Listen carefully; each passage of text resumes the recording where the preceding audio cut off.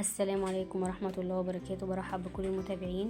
فيديو جديد هنشوف مع بعض النهاردة قصة الشعر القصير، قصة الشعر البيكسي، قصة الشعر البوب، قصة الشعر البوب بالطبقات، قصة شعر بوي، قصة شعر كاريه، قصة شعر ديجراديه للشعر المجعد والشعر المستقيم والشعر الناعم زي ما احنا هنشوف، مع اجمل الوان صبغات الشعر ل2024. ونشوف مع بعض الفيديو للنهاية، لان هنشوف الالوان اللي تناسب لون بشرتنا، سواء بشرتنا بيضة او قمحي او سمراء.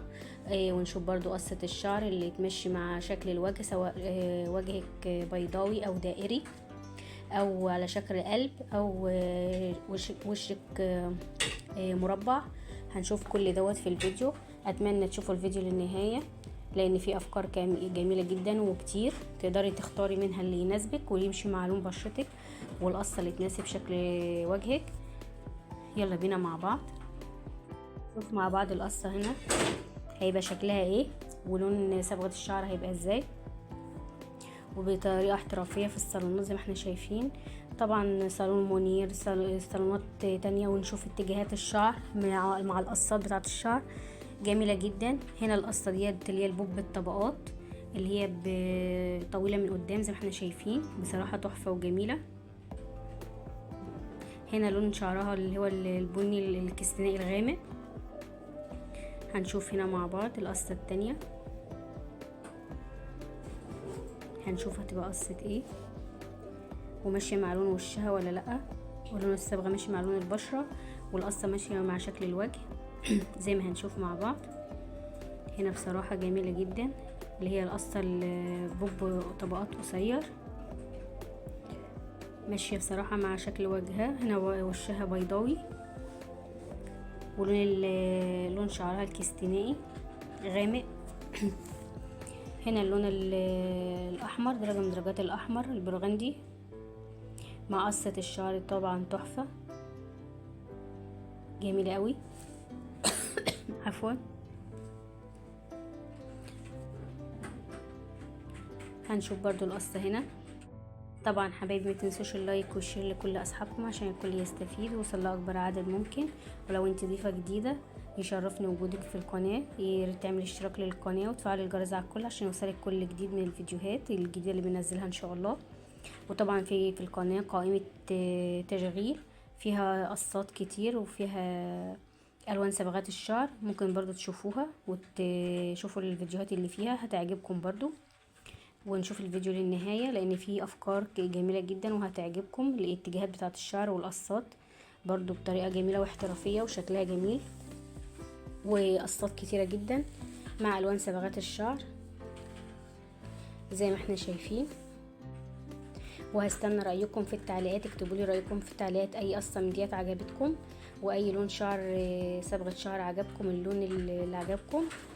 واكتبوا لي برضو انتوا من اي بلد بتشاهدوني. هنا زي ما احنا شايفين هنشوف القصة في النهاية. بصراحة شكلها حلو القصة دي، هنا بتنشف شعرها، قصة جميلة.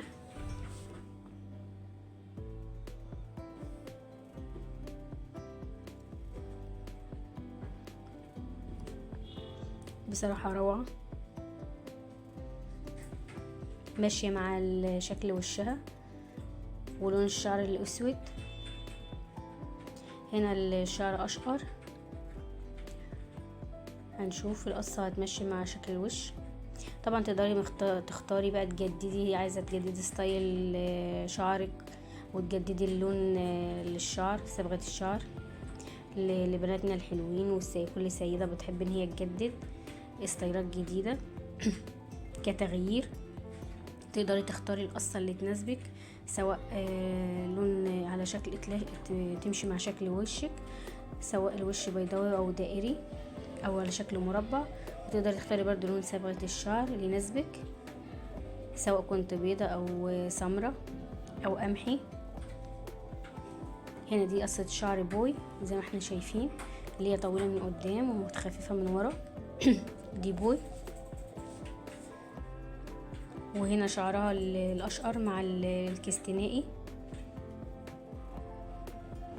برضو شكلها حلو، ماشية مع وشها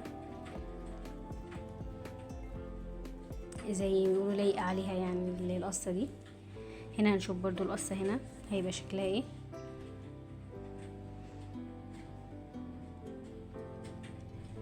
برضو دي جميلة برضو، القصة البوي برضو حلوة، او البيكس القصير برضو ماشية مع وشها. هنا وشها على شكل قلب، القصة ماشية معاه، ولون بشرتها الفاتح الابيض.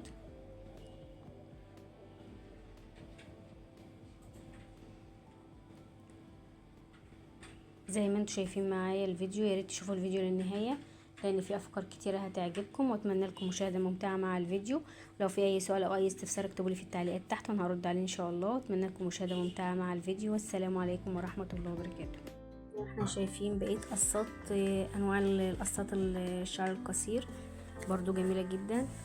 القصه ديت اللي هي الكاريه بصراحه رائعه، وفي الكاري الفرنسي، وفي برضو القصة البيكسي، وبرضو قصة اللي هي البوي القصيرة بصراحة تحفة، وماشية مع وشها. هنا وشها بيضاوي، وهنا ده لون شعرها الكستاني غامق بطريقة قصة بطريقة جميلة واحترافية زي ما احنا شايفين، بميل كده بزاوية 45. اللي هي حابة ان تتعلم قصات الشعر القصير تقدري تعمليها لنفسك برضو في البيت، تقصي لنفسك شعرك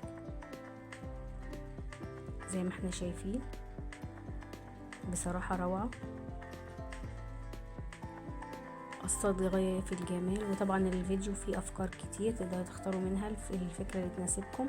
انا بحط افكار لقصات الشعر والوان صبغات الشعر، تقدروا تختاروا الفكرة اللي تناسبكم. وبرضو تسريحات الشعر القصير زي ما احنا شايفين بستايل جميل، واللي بيحب يغير ويحب التغيير بستايل شعر قصير. طبعا الشعر القصير بيبقى سهل في التصفيف وفي التسريح زي ما احنا عارفين، وسهل يعني في العناية بالشعر، تقدري تعتني بيه بكل سرعة عن الشعر الطويل. وبرضو كأنه تغيير لينا في ستايلنا في شكل وشنا. برضو القصة دي جميلة برضو، واللون تحفة اللي هو اللون البني النحاسي زي ما احنا شايفين، بصراحة تحفة جميل جدا، وماشي على لون بشرتها، يمشي مع البشرة البيضاء والبشرات البيضاء كلها يمشي مع اللون اللي هو البني النحاسي بدرجاته طبعا. وفي بقى البني الشوكولاتة، وفي الاحمرات درجات الاحمرات برضو تمشي مع الابيض ومع البشرة القمحي والسمرة برضو. هنا دوت برضو قصة، هنشوف القصة هنا في الاخر هتبقى ايه. هنا شعرها الاشقر رمادي زي ما احنا شايفين مع هايلايت اشقر، بصراحة تحفة. اللي هي قصة البوي القصيرة، بصراحة قصات جميلة جدا. اتمنى ان الفيديو يعجبكم، وهستنى رأيكم في التعليقات، ارائكم الجميلة، اي لون من دولت عجبكم، واي صبغة اي قصة من دولت عجبتكم، ومن اي بلد بتشاهدونا. ولو في اي سؤال او اي استفسار اكتبوا لي في التعليقات تحت وانا هرد عليها ان شاء الله. وزي ما احنا اتعودنا ما تنسوش اللايك والشير لكل اصحابكم عشان الكل يستفيد ويوصل لاكبر عدد ممكن. ولو لسه ضيفة جديدة يشرفني وجودك معانا، اشتركي في القناة، اعملي اتكي على زرار الاشتراك وفعلي الجرس على الكل عشان يوصلك كل جديد من فيديوهاتي.